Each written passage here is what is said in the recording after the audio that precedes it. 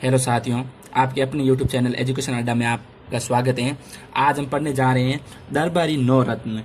भूतकाल में ऐसे राजा हुए हैं जिन्होंने बहुत से राजा हुए जिन्होंने विद्वानों को अपने दरबार में संरक्षण प्रदान किया, परंतु कुछ ऐसे भी राजा हुए जिन्होंने श्रेष्ठ विद्वानों को अपने दरबार में रखकर नवरत्नों में से रखा, उनकी संज्ञा प्रदान की। तो ऐसे दो राजा हुए हैं जिन्होंने अपने दरबार में नवरत्नों को रखा। तो एक तो वे थे मुगल शासक अकबर और दूसरे वे थे अपने हिंदू उज्जैन के राजा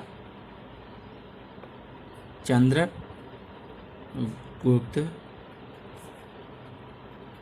द्वितीय। चंद्रगुप्त द्वितीय, जिसे विक्रमादित्य के नाम से जाना जाता है।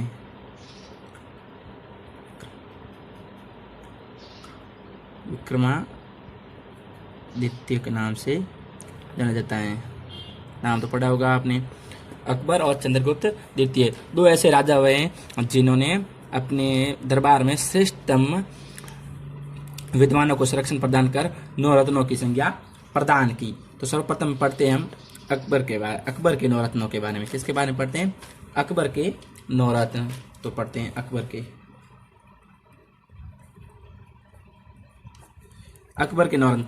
के नवरत्नों को पढ़ने के लिए हमारे पास एक छोटी सी ट्रिक है। तो ट्रिक है बैट, हार्ट, MDH। अल्फाबेट के केवल 9 अक्षर हैं। ये सिर्फ अकबर की ट्रिक है, मतलब अकबर के नवरत्नों को जानने की ट्रिक है। वैसे तो हम पढ़ना होगा, परंतु हम कहीं पर भी थोड़े से चूक गए तो ये ट्रिक हमारे आसानी से काम आ सकती हैं। सर्वप्रथम क्या है? बैट। तो हम पढ़ेंगे बैट को। ये है BAT। यहाँ पर लिखेंगे हम नाम और यहाँ पर लिखेंगे उनके पद। वो किस पद पर थे दरबार में, वो किस पद पर थे। तो सर्वप्रथम कौन है? बी यानी बीरबल। ये तो नाम सुना ही होगा आपने अकबर के दरबार में, बीरबल। ये थे विदूषक। कौन थे? विदूषक और सलाहकार, सबसे निजी सलाहकार। ए यानी आईने अकबरी लिखी थी कवि ने, अबुल फजल, जिसने अकबर की कृति लिखी थी आईने अकबरी। और ये थे कवि। क्या थे? कवि, रचना करते थे। टी यानी तानसेन। तानसेन के नाम सुना है? गुटका भी आता है वो नहीं, तानसेन एक संगीतज्ञ थे।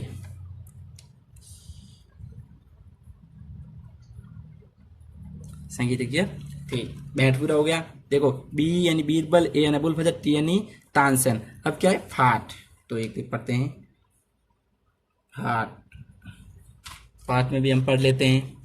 देखो, एफ यानी फैजी। क्या है? फैजी। ये अबुल फजल के भाई थे, परंतु इनका नाम था ना, वो था शेख अबू अल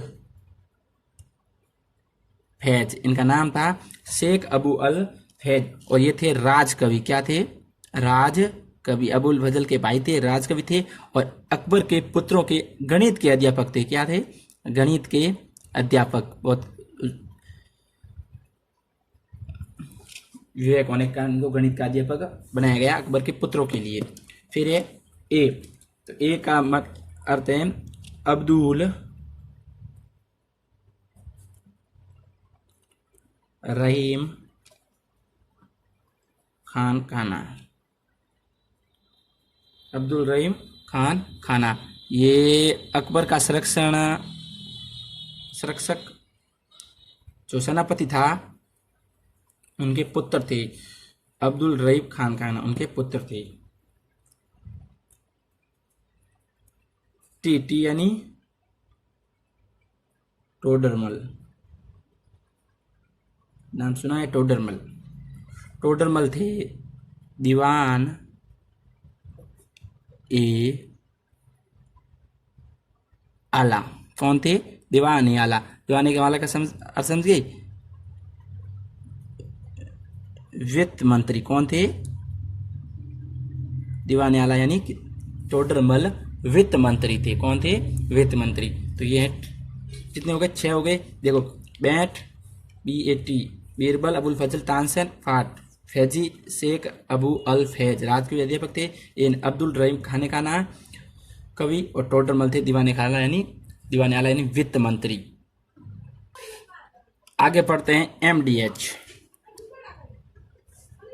MDH का नाम सुना है? मसाला आता है एक MDH। तो देखो MDH, M यानी मान सिंह, इसे तो कोई भूल ही नहीं सकता। हल्दी घाटी के युद्ध में मान सिंह थे सेनापति। कौन थे? सेनापति, मनसबदार। इनको एक मनसब प्राप्त हुआ था, तो ये सेनापति थे। फिर आता है डी का अर्थ है मुल्ला। दो से डी कर लिया गया है। प्याजा, मुल्ला दो प्याजा। ये कौन थे? ये थे अमात्य का नाम सुना है? अमात्य जो पूरा कार्य देखते थे। एच का मतलब है हकीम उमाम, परंतु इनका नाम था ना वो दूसरा था। उनका नाम था फकीर अजुद्दीन, और ये थे अकबर के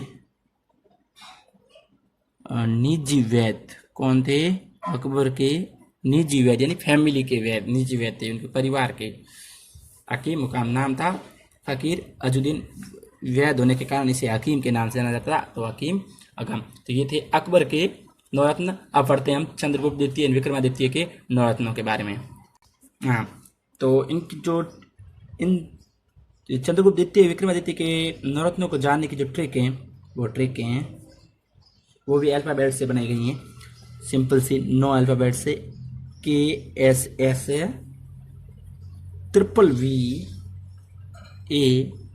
VVADT, KSS VVADT। वैसे ट्रिक है मैं छोटी छोटी बनाता हूँ, बड़ी नहीं बनाता। ये है KSS VVADD। तो इसके बाद लिखेंगे इन कवियों के बारे में। तो सबसे पहले जानते हैं हम KSS। के यानी कालिदास। अभिज्ञान शाकुंतलम जो शिष्यता लिखी है, मेघदूत वगैरह, तो ये कालिदास वही थे। और ये थे कवि। कौन थे? कवि। S शणपक। तो शणपक शब्द का अर्थ उस समय जैन साधु के लिए होता था। किसके लिए होता था? जैन साधुओं के लिए। तो ये थे धर्म ज्ञाता। क्या थे? धर्म ज्ञाता।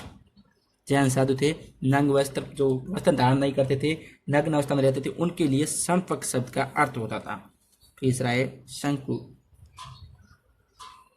शंकु एक ब्राह्मण कवि था। फिर आते हैं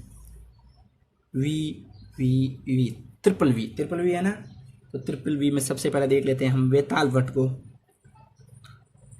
वेताल भट्ट का नाम सुना है आपने? विक्रमादित्य की कहानी लिखी थी वो भूत वाली।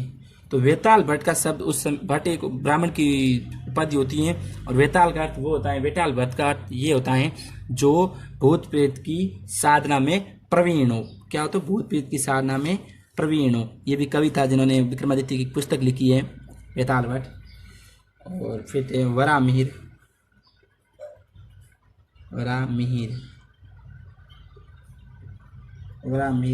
ये ज्योतिष ज्ञाता थे।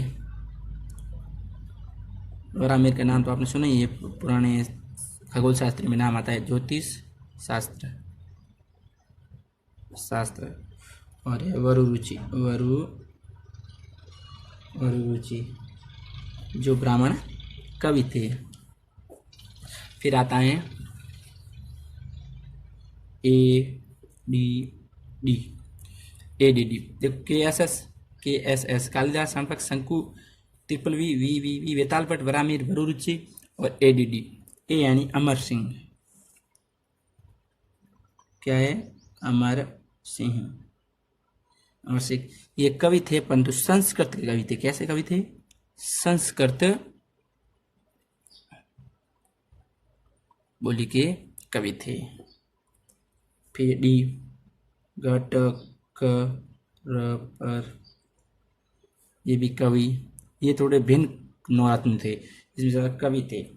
और धन्वंतरी, देखो हमें प्राचीन काल में 3 धन्वंतरियों के नाम सुनने को मिलते हैं, सब अलग अलग, परंतु ये धन्वंतरी थे उन सभी से जो जानते हैं, हम पढ़ते हैं शल्य चिकित्सा के ज्ञाता, वो नहीं थे, ये दूसरे थे, परंतु वही उस समय उन जो चंद्रगुप्त है इनकी सेना के चिकित्सक ही रहे होंगे, तो ये थे चिकित्सक।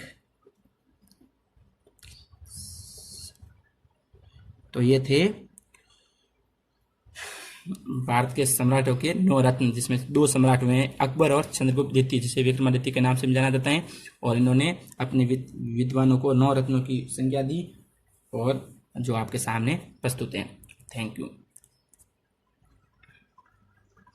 हेलो साथियों, अगर इससे भी अच्छी और वीडियो देखना चाहते हैं तो चैनल को जरूर सब्सक्राइब करें और शेयर करें।